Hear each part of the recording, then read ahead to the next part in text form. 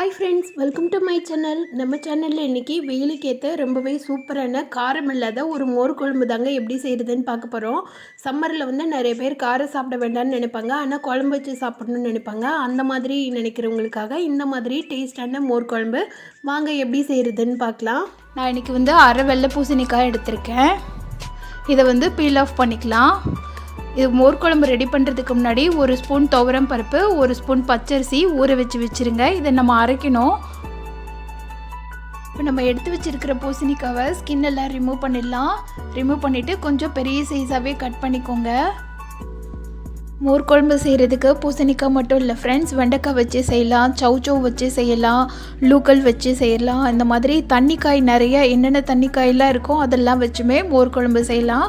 ரொம்பவே டேஸ்ட்டாக இருக்கும். வெண்டைக்காய் செய்யும்போது மட்டும் காயை நம்ம குழம்புக்கு வதக்கிட்டு போடுற மாதிரி நல்லா வதக்கிட்டு அதுக்கப்புறமா நம்ம வெண்டைக்காவை ஆட் பண்ணி மோர் குழம்பு செய்யணும். நம்ம இன்றைக்கி பூசணிக்காய் வச்சு எப்படி செய்கிறதுன்னு சொல்லிட்டு பார்க்கலாம்.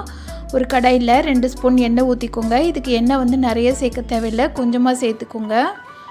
2 ஸ்பூன் கடுகு உளுந்த பருப்பு, 1 ஸ்பூன் சீரகமும் கடுகும் நல்லா பொரியட்டும். இப்போ ஒரு கொத்து கருவேப்பிலை போட்டுக்கோங்க. 2 காஞ்ச மிளகாய் கிள்ளி கூட போட்டுக்கோங்க. நான் முழுசாக தான் போட்டிருக்கேன். இப்போ நம்ம காய் வந்து நறுக்கி வச்சுருக்கிற காய் எல்லாத்தையும் இதில் சேர்த்து வேக வைக்க போகிறோம். அதுக்கு தேவையான அளவு தண்ணி சேர்த்துக்கோங்க. தண்ணி சேர்த்துட்டு நம்ம நறுக்கி வச்சுருக்கிற காய் இது கூட போட்டு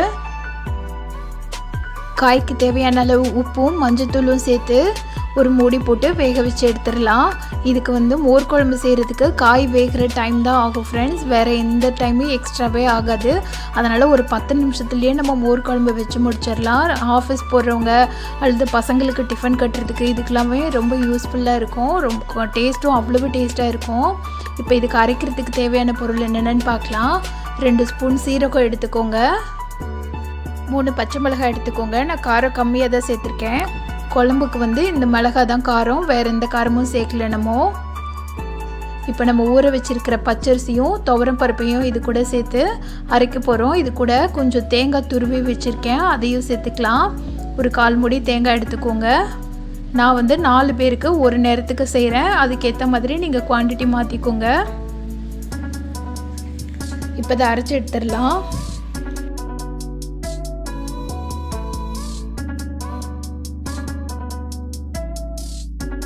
பாருங்கள் ஃப்ரெண்ட்ஸ், இதை நான் அரைச்சி எடுத்துகிட்டு வந்துட்டேன். இது வந்து ரொம்ப வலுவலுன்னு இல்லாமல் ரொம்ப கொரன்னு இல்லாமல் ஒரு மீடியம் பதத்தில் அரைச்சிருக்கேன். இந்த மாதிரியே அரைச்சி எடுத்துக்கோங்க. ரொம்ப கொரன்னு இருந்ததுன்னா தேங்காய் வந்து திப்பியாக நிற்கும். அந்த மாதிரி இல்லாமல் அரைச்சி எடுத்துக்கோங்க. இப்போ நான் வந்து கெட்டி தயிர் எடுத்திருக்கேன். தயிர் வந்து நான் வெளியில் கடையில் வாங்கின தயிர் தான் யூஸ் பண்ணுறேன். ஒரு பேக்கெட் தயிர் எடுத்து இந்த மாதிரி அதில் கெட்டி இல்லாமல் நல்லா கடைஞ்சி எடுத்துக்கோங்க. தயிர் கடையாமல் போட்டோன்னா குழம்பு ஊற்றும் போது கொஞ்சம் திப்பியாக தெரியும் ஃப்ரெண்ட்ஸ். அதனால் நல்லா கடைஞ்சி எடுத்துட்டிங்கன்னா நம்ம தேங்காயோட அரைச்சி ஊற்றும் போது தயிரும் சேர்ந்து நல்லா மிக்ஸ் ஆயிரும். மிக்ஸ் ஆனால் தான் நல்ல மோர் குழம்பு வந்து டேஸ்ட்டாக இருக்கும். அதனால் தயிரை நான் ஒரு தடவை கடைஞ்சி எடுத்துக்கோங்க, அதுதான் பெஸ்ட்டு. இப்போ பாருங்கள், நம்ம வேக வச்ச காயெல்லாம் நல்லா வெந்துருச்சு. ஓரளவுக்கு தண்ணி இருக்குது பாருங்கள். இந்த மாதிரி ஸ்டேஜில் நம்ம அரைச்சி வச்சுருக்கிற தேங்காவை இது கூட ஆட் பண்ணிடலாம். தேங்காய் பேஸ்ட்டு போட்டுட்டு ஒரு கொதி வர்ற வரைக்கும் வெயிட் பண்ணலாம். அந்த காயையும் தேங்காய் பேஸ்ட்லேயே நல்லா வதக்கி விட்டுடுங்க. இப்போ பாருங்கள், இதில் லைட்டாக பபுள்ஸாக வரும். கொஞ்சமாக தண்ணி சேர்த்து மிக்ஸி ஜாரில் தண்ணி சேர்த்து அதை ஆட் பண்ணிக்கோங்க. தண்ணி வந்து நிறைய சேர்க்காதீங்க ஃப்ரெண்ட்ஸ். நம்ம தயிர் கரைச்சி வச்சுருக்கோம்ல, அப்போவும் கொஞ்சம் தண்ணி சேர்ப்போம்.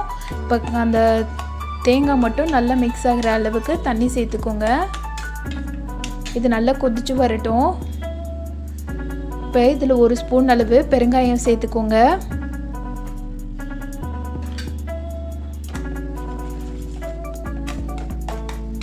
தண்ணி சேர்க்காமலே இதில் வந்து அந்த ஒரு மாதிரி பபுள்ஸாக வரும். அது வரைக்கும் கிளறிக்கிட்டே இருங்க.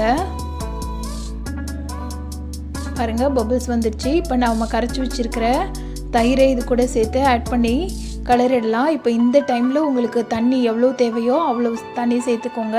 மோர் குழம்புக்கு ரொம்ப தண்ணி சேர்க்க தேவையில்லை, கொஞ்சம் திக்காக இருந்தால் தான் குழம்பு டேஸ்ட்டாக இருக்கும். பாருங்கள், நான் எவ்வளோ அளவு தயிர் எடுத்தேனோ அதே அளவு தான் தண்ணி எடுத்திருக்கேன். இப்போ நம்ம கரைச்சி வச்சுருக்கிற தேங்காவையும் இந்த மோரையும் சேர்த்து நல்லா மிக்ஸ் பண்ணி விட்டுடலாம். தயிர் சேர்த்ததுக்கப்புறமா குழம்பு வந்து ரொம்ப கொதிக்க விடக்கூடாது. லைட்டாக மேலே ஒரே ஒரு பபிள்ஸ் வந்தோடனே ஸ்டவ் ஆஃப் பண்ணிவிட்டு கொத்தமல்லி கருவேப்பிலை சேர்த்துட்டோன்னா டேஸ்டான மோர் குழம்பு வந்து ரெடி ஆயிடுச்சு.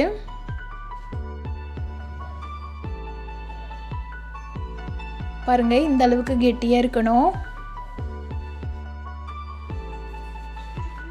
பாருங்கள், மேலே லைட்டாக பபிள்ஸ் வர ஆரம்பிச்சிச்சு. இந்த டைமில் நீங்கள் ஸ்டவ் ஆஃப் பண்ணிவிடுங்க.